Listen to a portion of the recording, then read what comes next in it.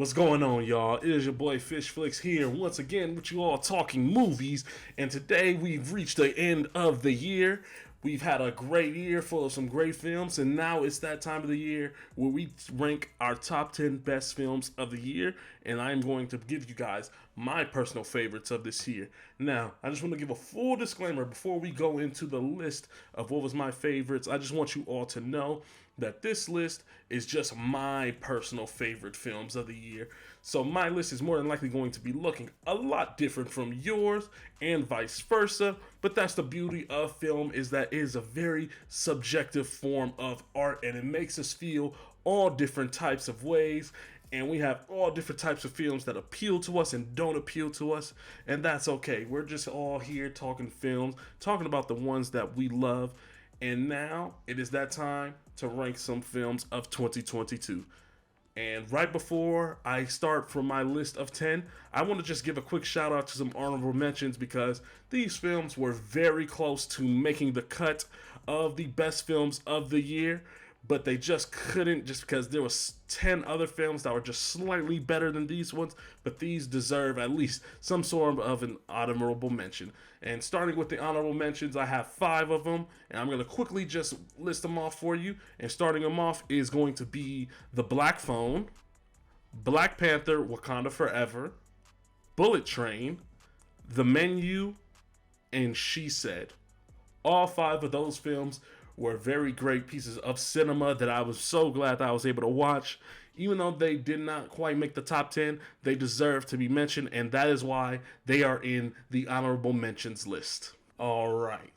Now that we've gotten all of the honorable mentions out of the way, let's go ahead and kick things off with number 10. And now, with this film in the number 10 spot, I held off on making this video because there was 1 or 2 films that I didn't want to go check out before making this list. And I am so damn glad that I held off on this video so that I was able to have the opportunity to include this film into the list, because this film was great and filled with a lot of heart. And that film I am directly talking about is Puss in Boots: The Last Wish. Man, did this film come out of nowhere as a surprise towards the end of the year. Because I was looking at the trailers for this movie, and they didn't quite move me at all or anything like that. And I just looked at it like, Puss in Boots movie. Now, I am a big fan of the Shrek franchise. The Shrek franchise is probably my favorite animated film franchise of all time, and I really do enjoy the character of Puss in Boots, but I just never really cared for any spin-off films of his. But with this one was very smart, it was very heartfelt, it has a great message of valuing the one life that we truly have within this period of life, and just valuing the people and the family that we have in our lives. And man, this film also does some great things with the animation style that they have. Very similar to how Spider-Man Into the Spider-Verse had a very unique and distinct visual style to it. This one does some great things as well. And that is why Puss in Boots: The Last Wish makes it on to the number 10 spot. Alrighty, we're moving on to number 9. And number 9, you got Viola Davis in the lead. And she's leading some vicious, ferocious, strong black women as an African warrior tribe. That film is The Woman King. This was a damn great film. This was a damn great film that I thoroughly enjoyed watching in the theater. Viola Davis was absolutely powerful in the lead of this film, but it's Viola Davis. What do we expect? She's always gonna bring it. She never lets us down. Well, there was that Michelle Obama thing that she had acted as. You're a coon. You're a nigga. Running for president of the United. There is that. But she is still, nonetheless, one of the best female actresses out there in the world today. Lashana Lynch was great in the film as well. What's his name? My boy Finn from Star Wars. I'm sorry if I did not quite get your name right. I don't know why it's just not coming to me right now. He was great in the film as well. The story unique, and just going on this journey with these characters and this journey back in the late 1800s. It was phenomenal to see on the big screen, and that is why The Woman King is at number 9 on my list. Moving on to number 8. Number 8 on my list is a film that really it really touched me in the way, and I really feel that it didn't quite get enough love and support that I really feel it should have garnered and gotten this year. And I really hope that people do tune into the film, whether it be on VOD or anything, because this is a very important film. It's about our history and something terrible that happened and what led to it. And that film is Till. Till was a moving film for me. It was very moving, and I know from the black community, y'all look at this one and like, why are we need a film on Emmett Till? Why is there so many black trauma movies out there?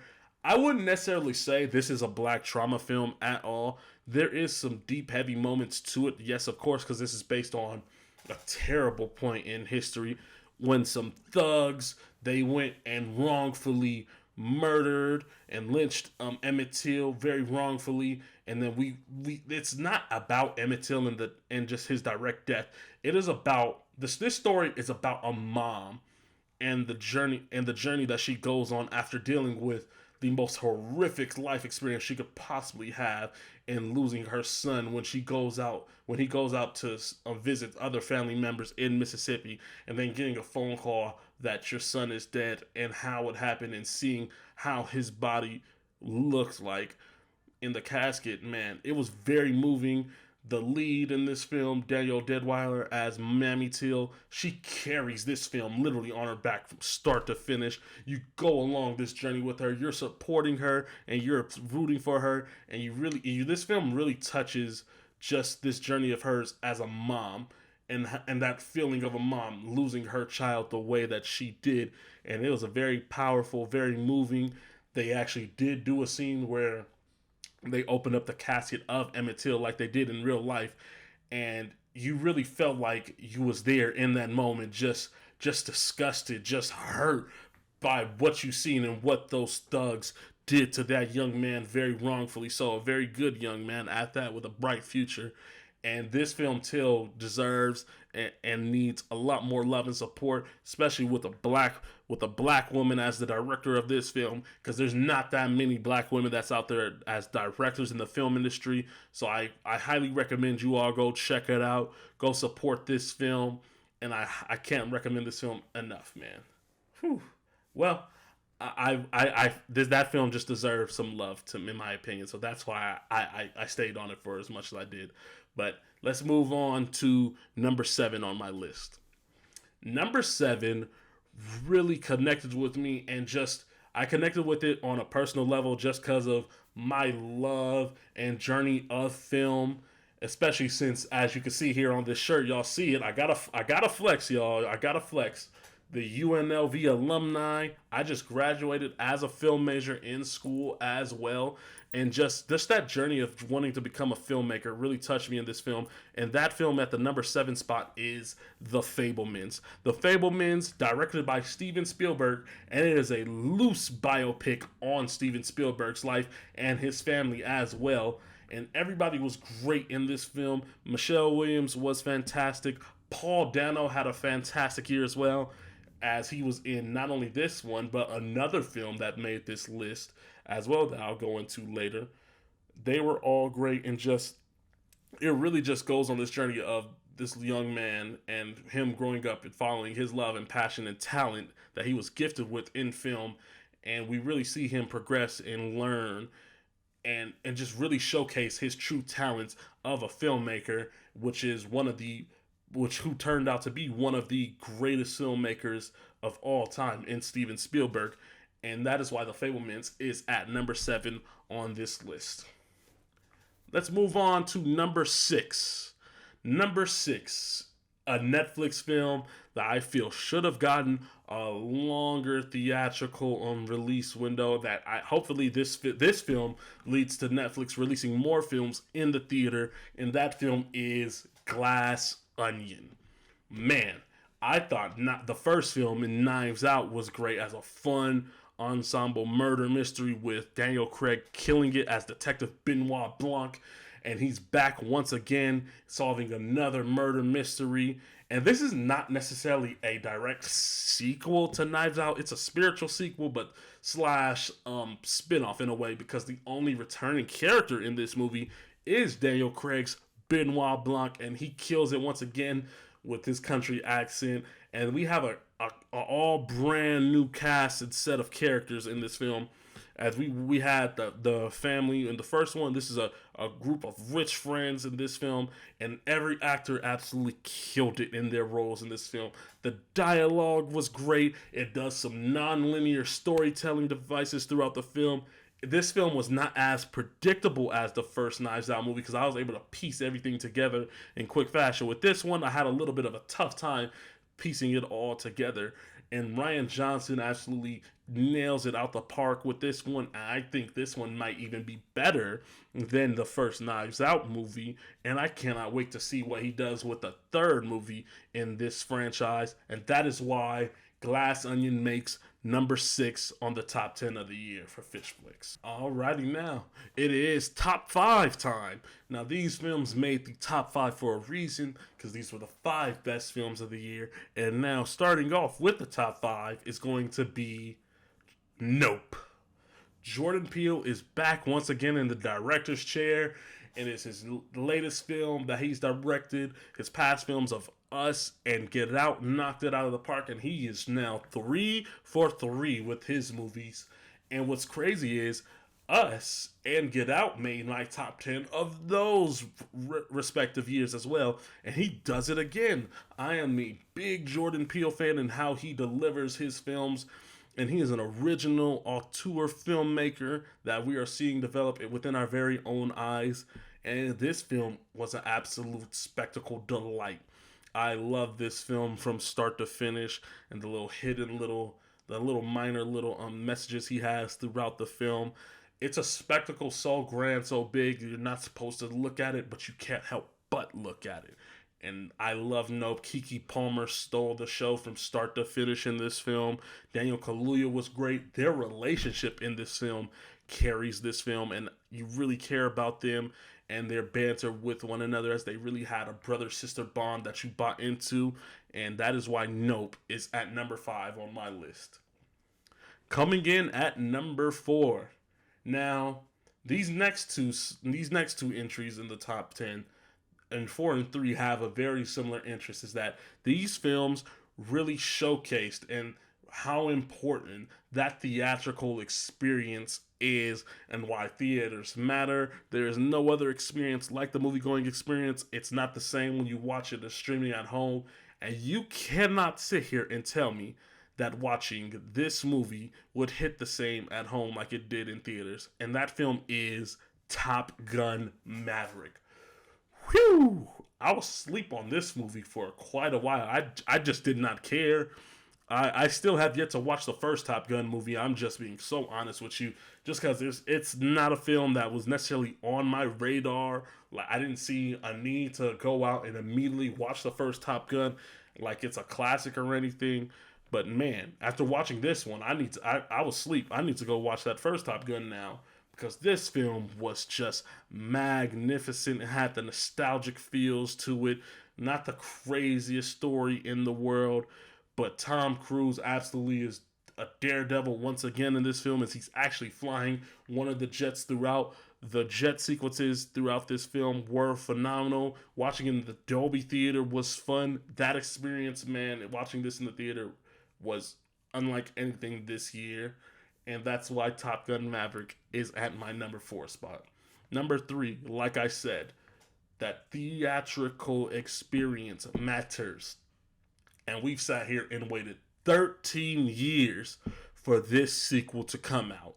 And you all know what I'm talking about. I'm talking about Avatar: The Way of Water. Man, I gotta sit here and be honest with you. I was the main one for quite a while sitting here stating to you that the first Avatar from 2009 was the single most overrated film of all time. Yes, I was waving that flag. I had that flag planted directly in me, because the film is good. The visuals of it for its time were phenomenal as well, but the story as a whole was just, yeah, we've seen it all before, nothing special about it.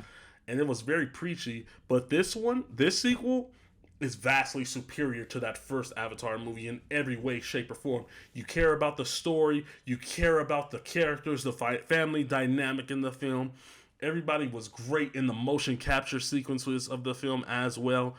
I didn't even think James Cameron could top the visuals of what he did to the first one, but now I've realized and learned this year that you can never count out James Cameron. And he delivered. He created new technology, new cutting edge technology to really showcase motion capture with his underwater sequences.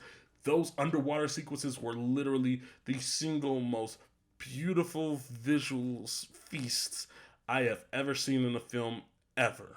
That would I cannot stress how beautiful those underwater scenes were. And if you're a film that can really sit there and have me rave about the 3D of this movie, you've done something special. Because the 3D in this film was out of this world. And I usually hate 3D. I think 3D is just a cheap cash grab most of the time. But this one you actually felt immersed back into this world of Pandora. And at times when I was watching this in Dolby 3D, that I highly recommend you all go watch this film in, I thought I was damn near literally trying to touch some of the raindrops. I was waving my glasses off like, hey, thinking there was legit rainfall drops coming onto my glasses, man. And Zoe Saldana as Neytiri, she kills it. Just her facial expressions and her raw emotion and anger that she's greatly showcases throughout this film is why Avatar it makes it to number 3 on the top 10 of the year. Final two spots of my top 10. Now, I was going back and forth on which was going to be number 1 and number 2. I was moving these films back and forth for quite a while now until I finally finalized it. And with my number 2 spot, I'm going to go ahead and give that nod to The Batman. The Batman, the Caped Crusader, is finally back. We've got the literal best incarnation of Gotham that we've ever seen on film. Matt Reeves made Gotham feel like its own character in this film. Speaking of making things feel like their own character, how was that Batmobile sequence? They made the Batmobile feel like its own character. Robert Pattinson absolutely delivers and nails it, and he understands that Batman is truly who he is in this movie, and that Bruce Wayne is the mask, but he has not quite figured out the Bruce Wayne persona yet, which I honestly think we'll start to learn, and he'll develop that Bruce Wayne persona in the future sequels. But man, once again, Paul Dano was having a career year for himself as he absolutely kills as the Riddler. So tense, so creepy, so frightening throughout this film. Colin Farrell as the Penguin in this movie, he kills. I cannot wait to see that Penguin spinoff as well. Man, The Batman easily was the best comic book movie of this entire year. No other comic book movie came close to it outside of Black Panther Wakanda Forever. And even that film, there's still a small little bit of a gap between The Batman and Black Panther Wakanda Forever. This film was absolutely fantastic, and we finally got the true detective type Batman movie. And the Batman-Gordon relationship was the best Batman-Gordon relationship we've seen on film ever. And I cannot say enough great things about this movie. That's why The Batman makes it on to the number 2 spot on my top 10 of the year. And it's that time. It's time for number 1. We the Ones. What was the Fish Flicks best single film of this entire year of 2022? The crown of the best film goes to Everything Everywhere All at Once. I'm already knowing I got some friends out there that's going to be very happy with this film being in my top spot, because no other film was able to top this movie ever since it came out earlier this year. This film was bonkers. It was an absolute beautiful film, a great multiverse of madness type story. Yes, pun fully intended, because this film was the real multiverse of madness film that we thought we were going to get in Doctor Strange Multiverse of Madness. This film absolutely toppled the multiverse with this film, and I right now am a multiverse sucker right now, especially because of the MCU. I love multiverse type storytelling just because I love the craziness of it and how it all ensues. And I love how they use the multiverse as a story tool in this film. And layered underneath all this multiverse madness is that this is a film about a woman and her relationship to her daughter and her being a wife to her husband and really fixing, rekindling, and valuing those relationships more and providing that support to one another. And this film was beautiful. The screenplay to this film was beautiful. It does get a little bit wacky and weird in small little parts. It didn't take me out of the movie too much. It was just, just slightly weird. But I can take a little bit of weird in some films. But overall, this film was a spectacle from start to finish. The action sequences were great. Ki Hai Kwan was phenomenal. He really brings an emotional punch to the film. Michelle Yeoh steals it as the lead in this film. And even the young lady who plays her daughter in this film, she brings an emotional, powerful performance as well. Everybody brought their A game to this movie.